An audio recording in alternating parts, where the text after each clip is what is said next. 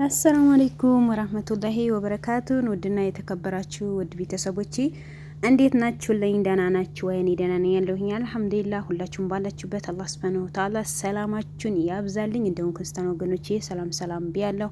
አገራችን አላህ ሰላም ያርግልን። በሰላም እንደወጣን አላህ በሰላም ይመልሰን።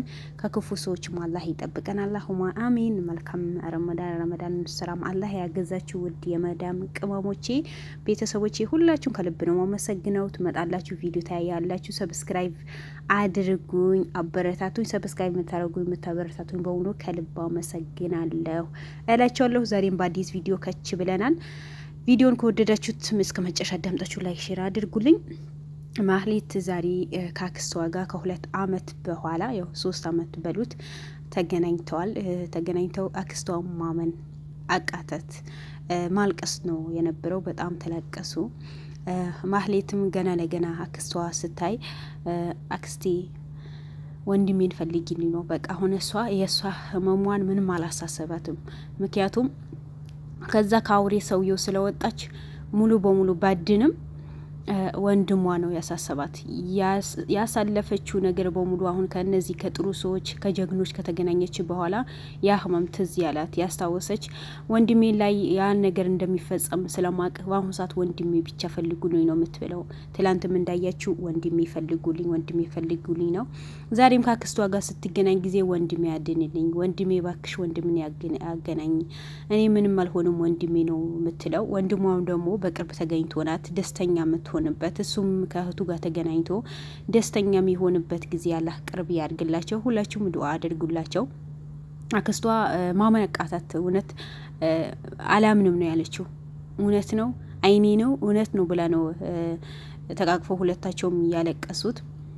አክስቲው እንኳን ደስ አለሽ፣ የእህትሽ ልጆች እንደ ልጆች አድርገሽ ስትፈልጊ ስትከራተቺ ብዙ ነገር ሙተዋል ተብሎም በቤተ ክርስቲያን ውስጥ አስደንግጠውሽ ነበረ። ብዙም በእነሱ ብዙ አይነት መከራ እንዳሰለፍ ተናግረሻል ከዚህም በፊት። ዛሬ ማህሌትን ወይ የእህትሽ ልጅ በአካል አግኝተሽ እንደዚህ ተቃቅፋችሁ ማልቀሳችሁ ህመማችሁ ማልቀስ ትልቅ ነገር እኮ ነው። በውስጥ ያለ ህመም ቢያንስ ይቀንሳል። እና እንኳን ደስ አለሽ የነስራይን። እኔ ለአንተም ሆነ ለዘለንም ቃላት የለኝም። ሁሌ እንባ አባሾች ናችሁ። የተከፋ በሙሉ የምታስደስቱ፣ የተቸገረ በሙሉ የምትረዱ፣ የታገተ በሙሉ የምትደርሱ ጀግኖች ናችሁ። ከዚህም የበለጠ ነገር እንደምትሰሩ እርግጠኛ ነኝ። አላህ ያጠንክራችሁ። እንደ እናንተ አይነት ደግሞ ጥሩ የሆነ ጋዜጠኛ ሆነ ጀግና ሆነ አገራችን ላይ አላህ ያብዛልን።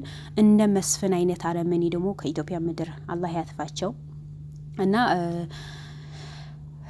ትንሽ ማህሌት ያው ህመም በጣም በስቶበታል፣ ጉዳት አለበት ብለዋል። ያው ሐኪሞችን የተናገሩ ነው ልዑል የተናገረው። ብዙ ሰው ያስፈልጋታል ከጎኗ የሚንከባከባት ሰው። ብዙ ነገር ትጎታለች። በምግብም ሆነ ያው ምግብ እንደተናገረች ትላንት ወይ በ2 ቀን ወይ 3 ቀን ነው ምን በላው ነበረው። ሀት እንኳን ውሃ ይሰጠንም ነበረ ነው ያለችው። መስፍን የመጨረሻ ለምን መሆኑን የተናገረችው። ስለሱ ስም ባጠገቧ ሊወራም ሊነሳም አትፈልግም። በዚህ አጋጣሚ ደግሞ በዛ ሰዓት እንደሰማነው ከሆነ ብዙ ጊዜ መስፍን እንደሚደፍራት የሆነች ምትንከባከባቸው ልጅ ሴቷ ተናግራ ነበር። ሌሎችም ጥቃት አድርሰውባታል። እሱ ብቻ አይደለም ሌሎችም ጥቃት አድርሰውባታል። በዛ ሰዓት ደግሞ ከመስፍን አርግዛ ነበረ። በጣም ነው የሚያማው። አርግዛ ያ ልጅ ደግሞ እንዳይፈጠር ወይስ እንዳይወለድ እንድታስወርደው ነው ያደረጋት። ማስወረዱ እኔ ደስ ብሎኛል። አላህ ይቅር ይበለኝ እንጂ አይቻልም። የሰው ነፍስ ማጥፋት እንደማይቻል ጠንቄ ያውቃለሁ። ሐራም ነው። የሰው ነፍስን ማጥፋት እኮ ነው። የተረገዘ ልጅ ማጥፋት በጣም ከባድ ወንጀል ነው። ያ ልጅ ፈልጎ አይደለም የሚመጣው። 2 ሰዎች ፈልገው እንዲመጣ ያደርጉትና መጨረሻ ላይ አላህ Subhanahu Wa Ta'ala እንዲፈጠር ካደረጉ በኋላ እነሱ ደግሞ በመድኃኒት ያጠፉታል። ከእንዲህ አይነት ድርጊቶች አላህ ይጠብቀን። ግን እንደዚህ አይነት የመስፍን ልጅ እንደዚህ በመስፍን ስም የሚጠራ ልጅ እኔ እንጃ እዚህ ምድር ላይ ይኖር ብዬም አልገምትም። በእርግጥ እሱ መጥፎ ሆነ ማለት የሱም ልጆች መጥፎ ይሆናሉ ማለት አይደለም። ግን ሰዎች አይደለንም የአንድ ሰው የውስጥ አዋቂ አላህ ሱብሓነሁ ወተዓላ ብቻ ነው። እኛ እንኳን ውስጣችን ማናቀው ነገር አላህ ያውቀዋል። እኛ የደበቅነው ነገር አላህ ያውቀዋል።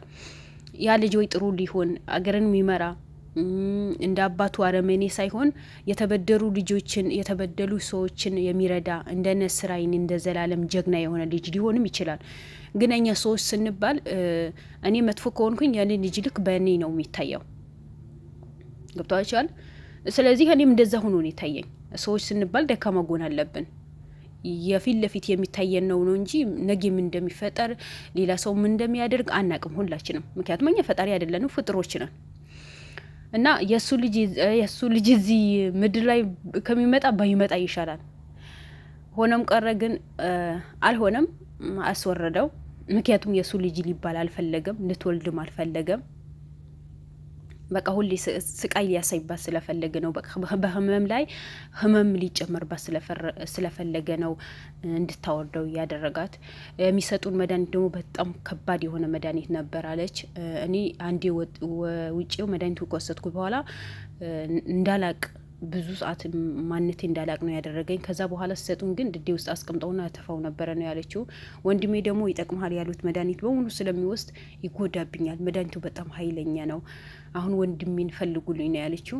ወንድሟ ደግሞ እንዲገኝ ስራ አይንም ሆነ ዘላለምም ማበረታታት ግድ ይለናል። ሼር በማድረግ ቻናላቸው ላይክ በማድረግ ቪዲዮዋቸው እናያለን። ማናችንም ሰብስክራይብ ያላደረግን ሰብስክራይብ እናድርግ፣ ምንም የሚጎዳን ነገር የለም። እነዛ ልጆች በእነዚህ ማበረታት አለብን። ማህሌትን እንባ ማበስ አለብን። እኛም በተቻለ በጥሩ ኮሜንት፣ በመጥፎ ኮሜንት ሳይሆን በጥሩ ኮሜንት። የሰው ልጅ ጥሩ ንግግር ሰደቃ ነው። ጥሩ ንግግር ጥሩ ነው። መጥፎ መሳደብ ምንም አያደርግም።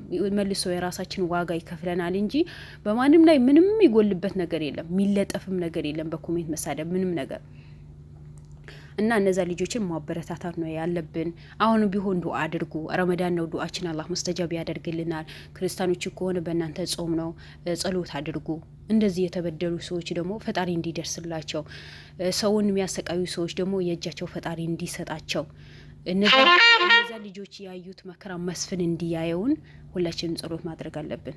ምክንያቱም የሚቀጣው አላህ ሱብሓነሁ ወተዓላ ብቻ ነው። ግን የእጅ ያገኝ እነዛ ሰዎች በሙሉ ያሰቃየ ሰውየው ለሱም እጁ በዚህ በዱንያ ላይ የእጁ ማግኘት አለበት። እቺ ልጅ እንዲህ በቃ ሁሌ የምታለቅስ በቃ መፈጠሯ እንዲያስጠላት ለምን ብሞት ይሻለኝ ነበረ ነው ያለችው። ዛሬ ለምን ተረፍኩኝ ከዚህ ሁሉ ስቃዬ ብሞት ይሻለኛል። ምክንያቱም ውስጧን ምን እንደሚያለ ምን ያክል እንደሚያማት ምን ያክል ልቦናዋ እንደተጎዳ ራሷ ነው የምታውቀው ምን እንዳደረጓት። እዛ ጋር ምንም የሰው ርህራሄ የሌላቸው ወንዶች ተሰባስበው ነው እንደፈለጉ የተጫወቱባት የነበረው። መቼም ብቻ መስፍን ብቻ አይሆንም። ምክንያቱም በሱ ዙሪያ ያሉት እንዳለ አረመኔዎች ናቸው። ሴት ልጅ ናት፣ ከባድ ነው። ወንድ ልጅ እኮ ምንም ነገር ቢሆን ይችላል፣ ይቋቋመዋል። ሴት ልጅ ደግሞ አትችልም። ደካሞች ነን እኛ። አክስቷ ደግሞ እንደ እናቷ ልጄ ብላ ስላቀፋ ሁሉም ነገር ከጎንሽ ነኝ፣ ቤተ ክርስቲያን ወስድሻለሁ፣ ሐኪም ቤት መንከባከብሻለሁ፣ ምንም ችግር የለም ስትላት እኔ በጣም ደስ ብሎኛል። ሰው እንዲህ ከጎኑ ሆኖ አይዞ አብሽር ሲለው በጣም ደስ ይላል። ምክንያቱም እንዲህ በተጎዳ ሰዓት እናቴ ብትኖር ብላ ሊሰማት ይችላል። የሆነች እህት ብትኖረኝ አባቴ ቢኖር ትላለች። መቼም ቢሆን ቤተሰብ የመሰለ ነገር የለም። ግን እነ እስራኤልም እንደሉም ደግሞ ከቤተሰብ በላይ ናቸው። ከቤተሰብ በላይ ዋጋ ከፍለውላቸዋል ለእነሱ ማለት ነው። ዛሬ ደግሞ አክስቷ ከጎኗ ሁና ሁሉም ነገር ከጎንሽ ሁኚ፣ ሁሉ የፈለግሽውን ነገር አደርግልሻለሁ ስትላት የበለጠ ሞራል ይሰማታል። የበለጠ ደግሞ እሷ ጠንካራ የምትሆነው ወንድሟ ሲገኝ ነው። ወንድሟ እንዲገኝ ደግሞ ሁላችንም ጸሎት ማድረግ አለብን። አሁንም ቢሆን ማህሌትን አይምሯ እንዲታደስ ውስጧ ደስታ እንዲሰማው ወደ ሃይማኖት ቦታ መውሰድ አለባችሁ። ከምንም በላይ የሰው ልጅ ውስጡ በጣም ሲረበሽ፣ አይምሮ ሲረበሽ ወደ ሃይማኖት ቦታ ሲያደላ ነው በጣም የሆነ ሞራሩ ውስጡ ላይ ያለ ጭንቀት ይወጣል። ያለ ጭንቀት በሙሉ ወጥቶ ደስ የሚል ሞራል ውስጣችሁ ደግሞ ደስተኛ ይሆናል። እና ማህሌት በተቻላችሁ አቅም ወደ ቤተ ክርስቲያን መውሰድ አለባችሁ። ማንኛው ሰው በሚያምንበት እምነት ጠንካራ ሆኖ ወደ እምነቱ ሲሄድ ውስጡን መንፈሱን ይታደሳል፣ ደስተኛ ይሆናል እላችኋለሁ።